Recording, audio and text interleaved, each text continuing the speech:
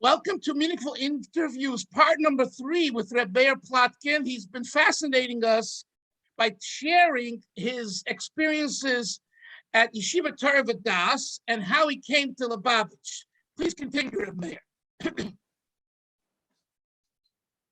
Okay, I came to the Zal. And it was a Hanukkah Zal. Much better than 770. It was a different number. I don't know what to say in 770. The only thing they had in 770 was the Rebbe. But it was a really Hanukkah yeshiva, and I came into yeshiva full force. You're talking about Bedford and Dean. I was the youngest one. Nobody younger than me. But wait, where did you go to? Bedford and Dean? No, in Montreal, the Zal. I came to Montreal. You left Torah Vodaas and you went to Montreal. Yeah, because Shmuel Lew pushed me, and I wanted to talk to look with him. And I saw that the Zal, Bedford didn't have a Zal. I'd have to learn a 770. That wasn't a place for me. I know who was the 770. Okay, go ahead. Okay, so you came to Montreal. It was great. Continue. Go ahead. Why?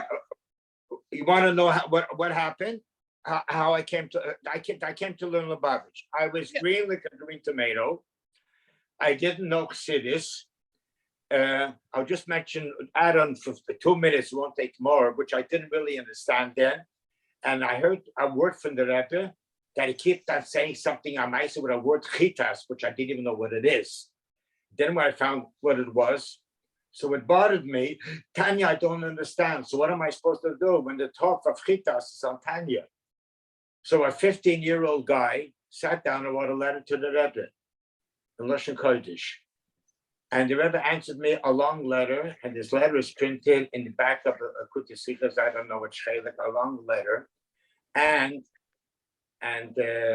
he explained me why I should say chitas, and even if you don't understand it, you should also still say it. And then at the end, he wrote over there that the main thing is don't always have to ask questions. If something which you don't understand now, it doesn't have to stop you from doing it. Eventually, you will understand. So basically, like that. A long letter.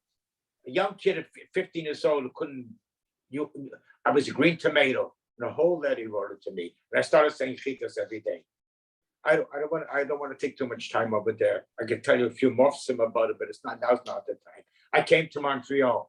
I was the youngest one who learned from 7:30 in the morning till 9:30 at night. Nobody learned it. There were the guys my age, maybe a year younger, but they didn't learn from 7:30 in the morning till 9:30 at night.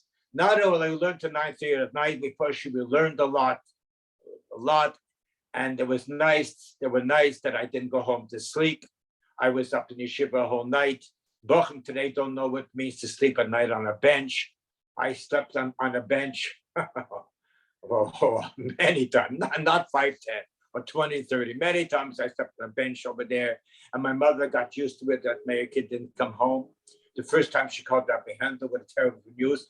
Rabbi Hendel, Meir kid, she came in a home. Meir kid didn't come home. So he said, where was he? What do you mean where he was? He was in yeshiva. So what was he doing there? What can you do in yeshiva? That's an old building, nothing else to do there anyway. You know, we had central air. There was holes in all the walls, so we had central air, central heating also. Anyway, she said, what's teaching yeshiva? Milan Torah. I said, I understand. I said, your kid was learning a whole night in yeshiva learning Torah. You're coming to complain to me, to the Rosh Yeshiva. She said, Rabbi Hendel, but that came to stinking Geschäft, and he can't do business with you. That's the last time we get a telephone call. She was used to it, that's all over there. Shabbos, I was there 7:30.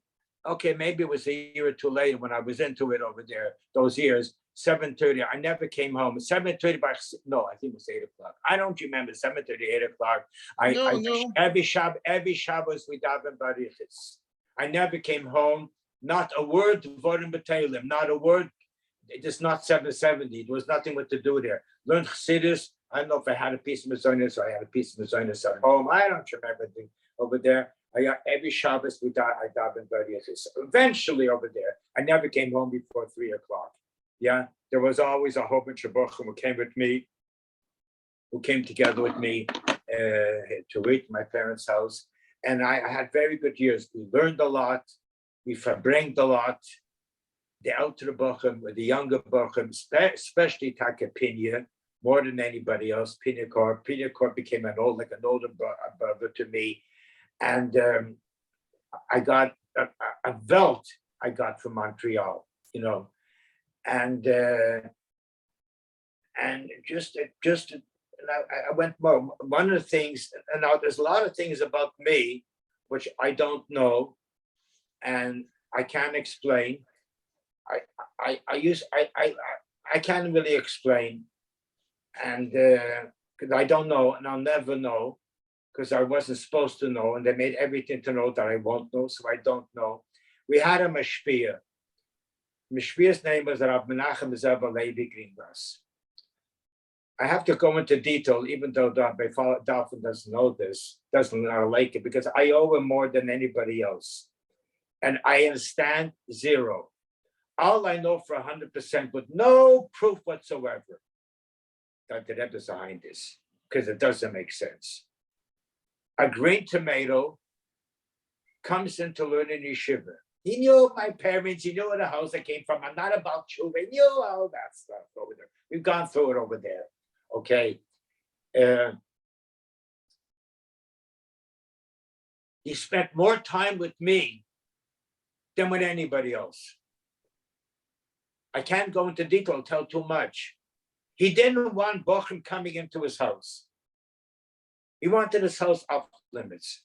If a Bochum wants to speak, a primistic something, a Siddish in privately, that's a different story. I have to say to come to my house. He didn't like Bochum drains in his house.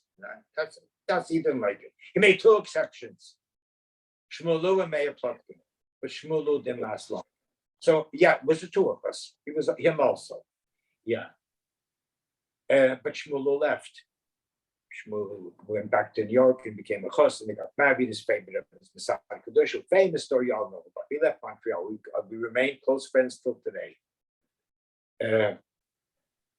I became part of his house. I became part of his family. He told me things that he didn't tell anybody else. And I'm not going to do it. The truth of the matter is, I will say this. I'll give an example. And I'll mention names, whatever. Why can't I mention names? Okay. Not long ago, 10 years ago. Not long ago. I'm sitting Shmini Atzeres in a short Maple Street shul. I still remember where it was. And then a close Chabad, you'll only go to Montreal a year or two, that's all. But we remained close over there. I'm really a close Chabad. It says, Motel Berkovich used to be the Chaz in the 770. Motel says to me, Meir, I wanted to know, I can't if you, I want to leave the yeshiva. I just want to pick myself and leave. I looked at him, the guy's nuts. We were yeshiva, we're the best of friends. I said, what are you, shikha? He said, no, I didn't make Kiddush yet even. I said, what are you talking about? He says, I learned when you came to yeshiva, it was my second year in yeshiva, and Greenlist never called me over for a minute to speak to me. And I learned in Pittsburgh with Label Turk, with some Chazorkim, with the whole gang in Pittsburgh for a year or two before that. I learned in 2 weeks. They didn't even learn really. And I come to Montreal, and not a minute he spent with me. And here a green tomato comes to Lubavitch, who didn't spend everything. He would call me over Kaseder and just talk and talk and talk and talk. And I told him, you know, Matel, you're 100% right. I don't know why. And nobody really knows the shaykhs that I had with him. Nobody knows. I'm the only one who knows. He told me things that he didn't tell anybody else. And I'm not going to repeat it. Okay? Some things he gave me the shut to repeat. Even showed me things that in his house that I had to shake his hands, that I'll never say a word, what you're going to see now. Nobody in the world has seen this till today, and nobody's going to see. I'm going to make it short. And I owe him a lot. I got for him a belt. I spent time with him more than anybody else.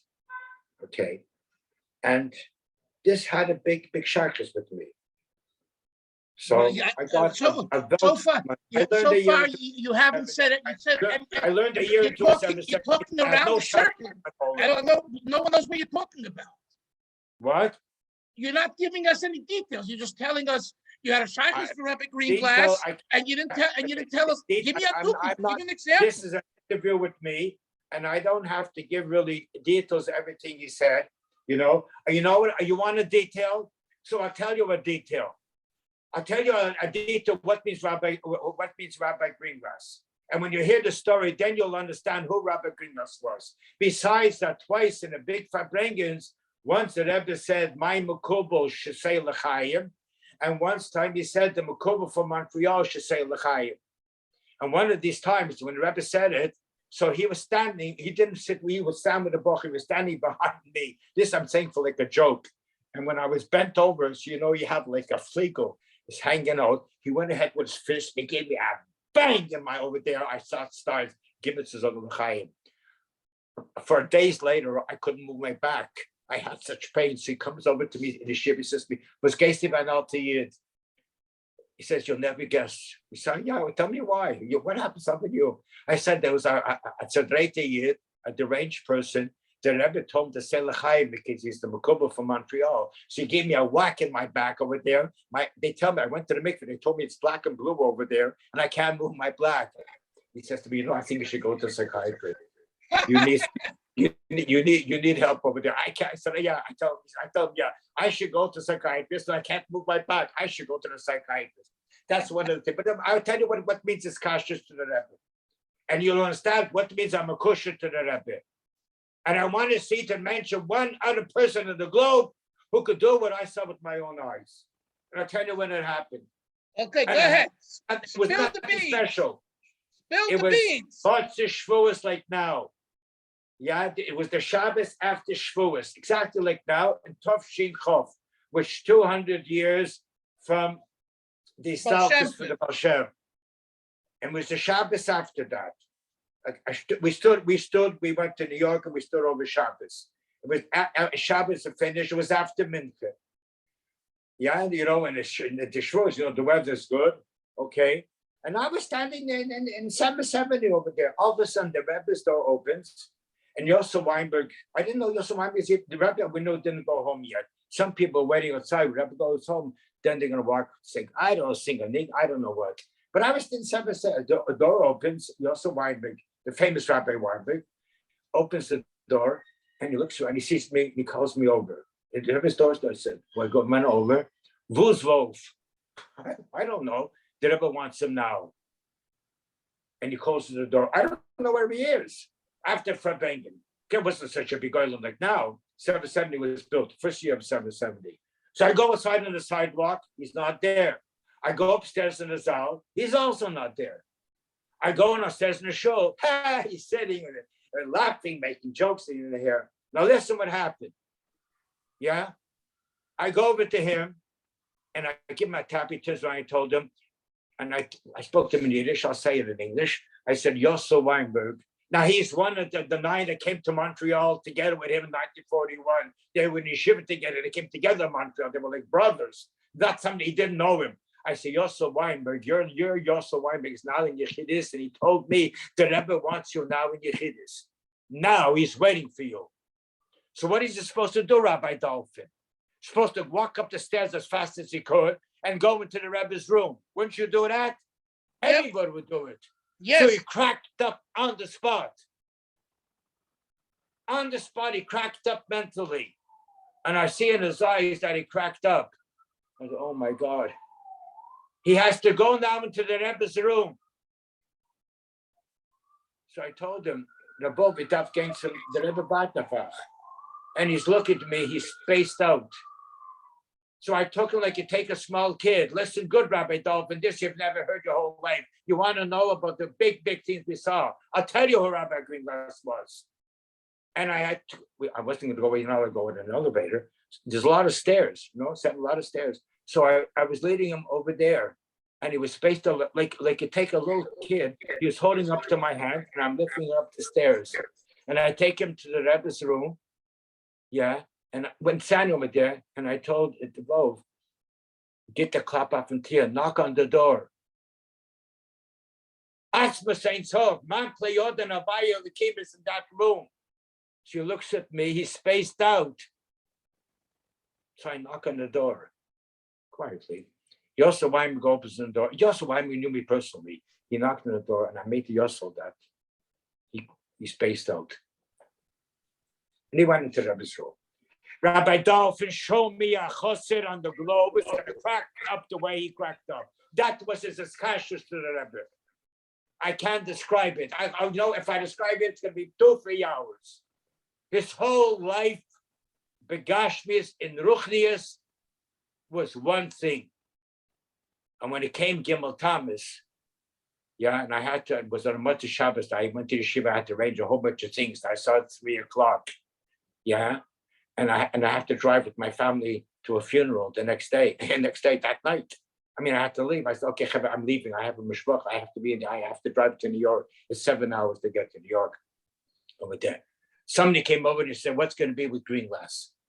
Oh, I forgot about him. Oh, first thing I went to Rabbi Hendel. It's true. He's my father-in-law.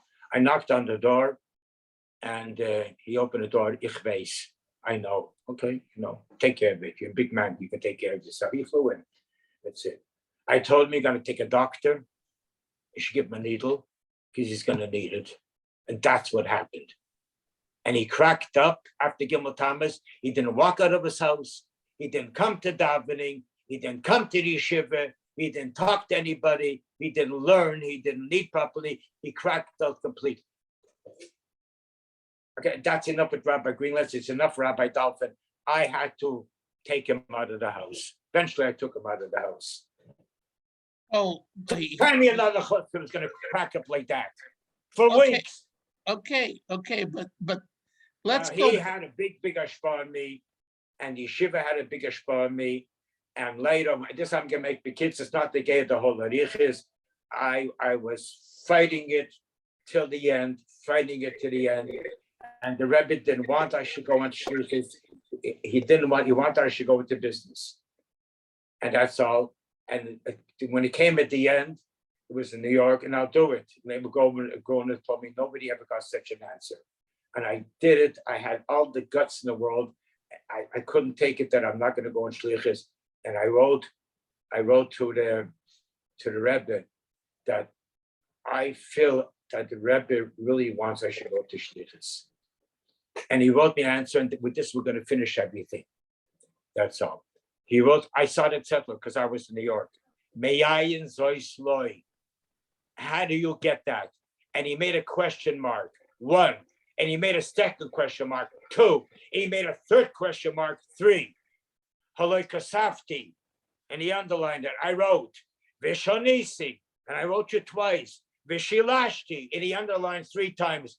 Don't write me anymore about this because I'm not going to answer you. Do what I told you to do. Does that answer your question? I went into business. Yes, okay, but my question and then started keeping me busy. He started keeping me busy. There was no shluchim, so he started keeping me busy, which is that's okay, but 1 second now. 1 second. What year did you get married? 1965. Okay. Yud Gimel Tivin next week, Tov Shin Chof Hey. Okay, how Bekitzer, how did you meet your wife? What I'm saying, okay, it's bothering Dr. Rabbi Dolphin. How did Rabbi Hendel pick Meir Plotkin for his older Seder? I make it very, very short.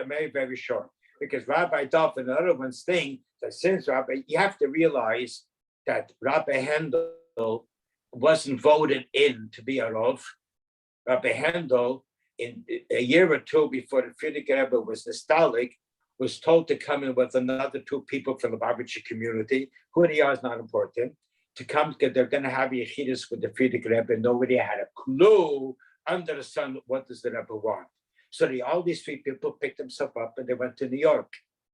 And there the Frierdiker Rebbe makes a statement that the Lubavitcher community is going to grow in the near future. There's going to be others coming in. That's what I could go over there. Yitzchak Hendel, du bist jetzt geworden Rav von der Lubavitcher Gehillah in Montreal. You became now the Rav. When Rabbi Hendel heard these words, he started to cry. I'm getting emotional. And he said to the Rebbe, Rebbe, I'm ready to go, Mr. Snafish, for you, but I'm not a Rav. It's not me. See, Rabbi Dolphin knows him that he was a big, big Rav and everything, but he doesn't know that the Rosh Yeshiva in the Yeshiva in Poland, after being 5, 6, 7 years in Yeshiva, told him that he should start davening. You don't have to come to Nigler. So for a year or two, Yitzchak Hendel was the biggest Avdim. He was there 7:30 by Chassidus, and he never stopped davening till 3 in the afternoon. For 2 years he did that. He was the biggest Avdim, and he was a chayzer by the Frierdiker Rebbe, the Chazid, the Maimorim, to the Frierdiker Rebbe. So besides being this big Rabbi, he was a big chassid, and his discussions to Rebbe was bleakvul. The Rebbe don't beat up, he became Rav. You know what he wanted? Yeah. When it came to the second shidduch, I asked him, tell me, what are you looking for? You're looking for a big Talmud Chacham? You didn't get it in me. You're looking for a big Ovid? You didn't get it in me. I wasn't an Amaoritz. I had a good head. And I'm not gonna make myself into a nothing over there. He says, you know by me, number one that I'm looking for? A Chassidische young man, a Chassidische bocher, and a Chassidische man, Abadas. That his head should be screwed on right. By me, that's the most important thing. And he loved me. I was in Montreal. I was really unofficially part of the family. And that's what he wanted. That's what he wanted. Very nice. And if you have to show you, I have to know that I did something else. Since he wants to know everything I know, I'll tell that Rabbi Dolphin that he wasn't the only one. Rabbi Hendel wasn't the only one. That I had a whole list. Among the list were the richest people in Lubavitch on the globe and everything. And I went into Yechidus Motzei Simchas Torah. That was my Yechidus. I wasn't planning to write about a shidduch. Shmuel Lew forced me. I should write in and speak to David first, David Raskin. I spoke to David told me to Raskin. I told him, I wrote this into the Rebbe, everything that David told me I should write into the Rebbe. And the Rebbe told me in Yechidus, I should look into a shidduch. And I gave the Rebbe the list, and he didn't do this thing. I said, the Rebbe, you pick out the name, not me. And you know what happened, Rabbi Dolphin? He picked out the name. Does that answer your question? You have more questions? I hope you're not traumatized. Wait. We don't make up stories. So the Rebbe was the one that chose the name Hendel for you to meet. Right. I had to settle. I showed it down. And now a lady showed me to settle. Okay. Until I just labor. Okay. Okay. The Rebbe doesn't do this. Okay. So now he circled around Bas Harav Hendel. Now I want to just conclude with the following that you once told me, and I want to just I want people to hear it. You knew well, you told me, Reb Shmuel Zalmanov. Yes. I'd like you to tell us about Reb Shmuel Zalmanov, because the Lubavitcher Olam has virtually no idea who he was. And it's a real shame, because my understanding and my research shows that he was a kasver rabbe and a very close in Beis Harav. And I'd like to hear from someone who knew him well to share a little bit about him. Would you do that for us, please? All right. You want to hear about Shmuel Zalmanov? So first of all, you have to realize how Rabbi Dolphin just mentioned that he was close to Beis Harav. So his son, he had one son and one daughter. Anyway, his son lived in Montreal. After this corona, a little later in Edsel, he passed away. I was very close with him in the yeshiva, and his name was Yossel. In Montreal. His name was Yossel, and he learned in Montreal. We became very close, and even after he got married, he came once with his family.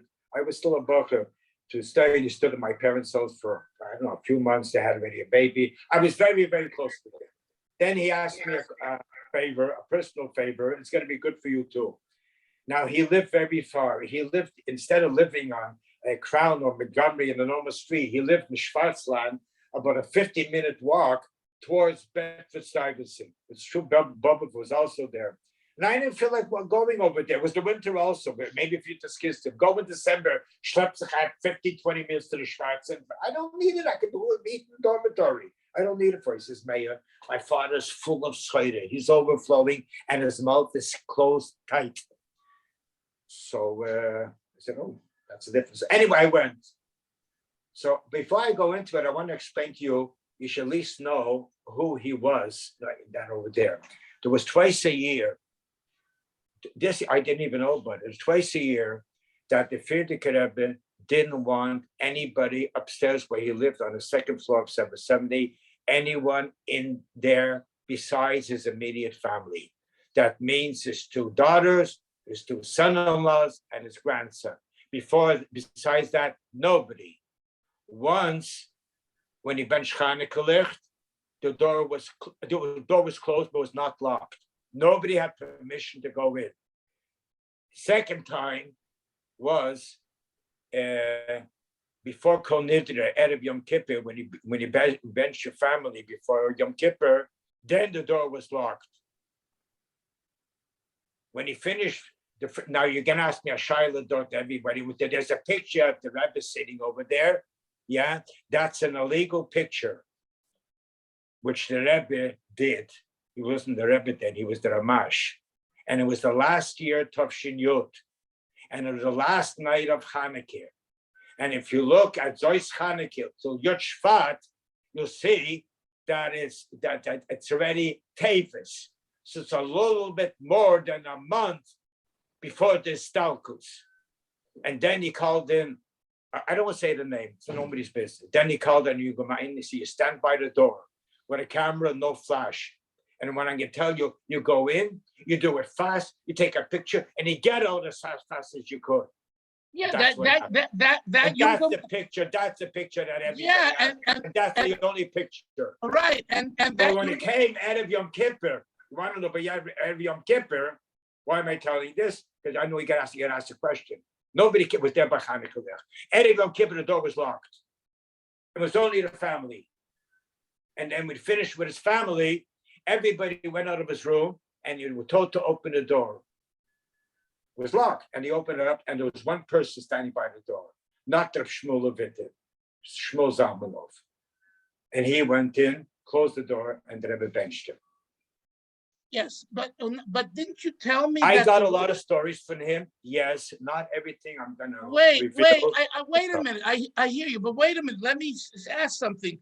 Didn't you tell me that Shmuel Zalmanov was the one that the Rebbe asked to take the picture? No, the picture of Tovshin Yud Hanukkah. The Ramash asked Shmuel. Yeah. And Shmuel took the picture and he went away. Right. But what gave the picture to Ramash. Yeah, but maybe made a campaign. I don't look. I didn't ask. Yeah. But what's the difference between Hanukkah and Erev Yom Kippur? I'm not following the difference. You know, that's how it was. You'll have to feel it. That's how it was. You have difficulties. I have a lot of difficulties. No. I'm asking technically, what was the difference? That Hanukkah, the door was open, unlocked. If the door would be locked, it's locked. The door was open. That's all. You can ask another question. I'll ask a question on your question. Why did you do Tovshin Yud? Why couldn't you do a Tovshin Test, Tovshin Ches, Tovshin Do over there? This guy was an American by the first year. Okay, let's go. Okay, stop. Continue now. I don't care you. My name is Meir Plotkin. Don't kick me out where I don't belong. And where nobody can go. Okay, Meir, let's get back to the topic. So tell us more about Shmuel, please. You were saying, so you were invited to his house. Yes. It was in the winter, and you went, Lepoil. Yes?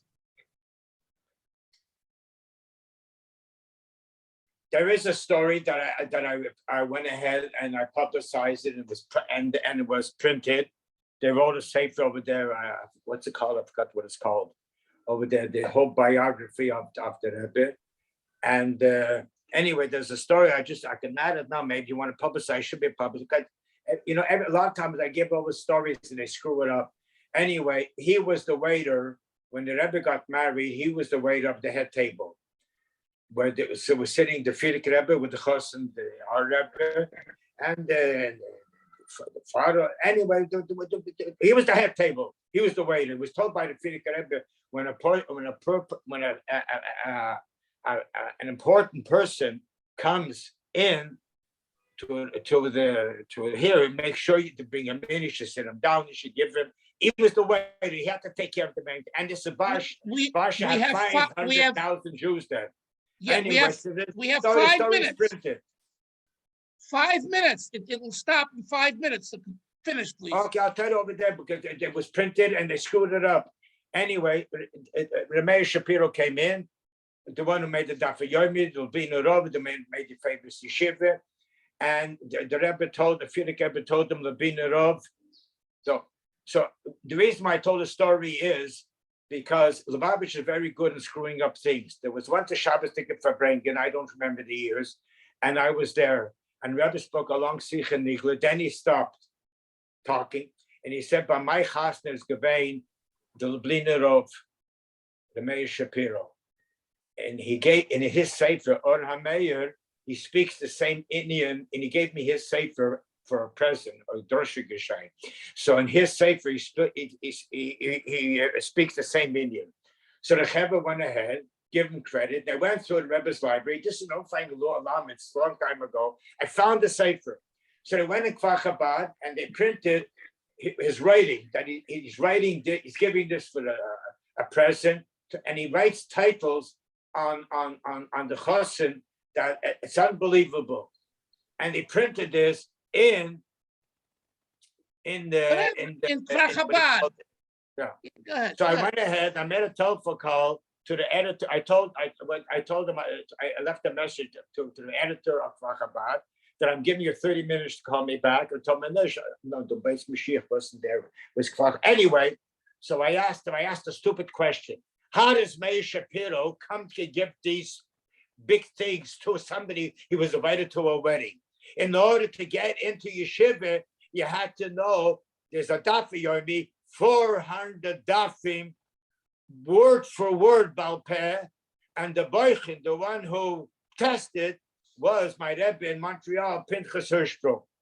So how does he go ahead? He wasn't spoke for learning. How does he go and write these things? Unbelievable things he writes about him. She said, I don't know. So let me tell you a story. And that's what I heard from Shmuel Zalmanov, that Frierdiker Rebbe turned to Meir Shapiro, and he told him, Lubavitcher Rebbe, Retman the Chassid learn. So he turns to the Chassid and said, Nee, was landstein. And the Rebbe started talking and talking and talking and talking. And then Shmuel Zalmanov, he says, I couldn't put my nose in because I was a bocher, I can't put my nose in. But I went a little closer and I hear the Taisvis do. He was going there and he was sitting there, concentrating over there. And he turns to the Rebbe and he says to the Frierdiker Rebbe, Lubavitcher Rebbe, it genommen a chus and a goin oilum. That's what it says. It's printed in Kfar Chabad. It's printed in that sefer for videography. I don't know what they call it. You may brace. No, I don't remember all over there, but over there. But the Frierdiker Rebbe answered here.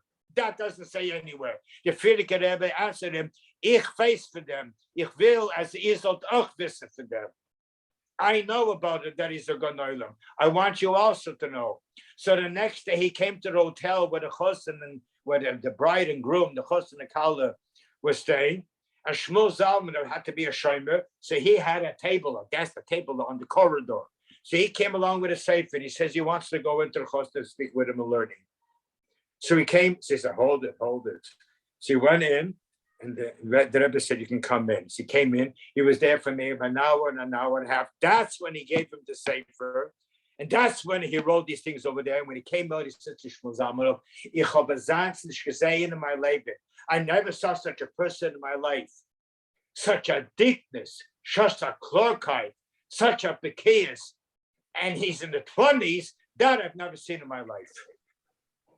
Yasher Koach, Reb Meir. This was very, very important for the sake of Jewish history, Chabad history, family. And I take this time to wish you that from here on, you should only have simchas, begolui, and the greatest simcha will be that we'll see Mashiach Tzidkenu without questions, without doubts. It will be clear to everyone. And we hope that very soon we will have another opportunity to interview you again. Thank you very much. Welcome.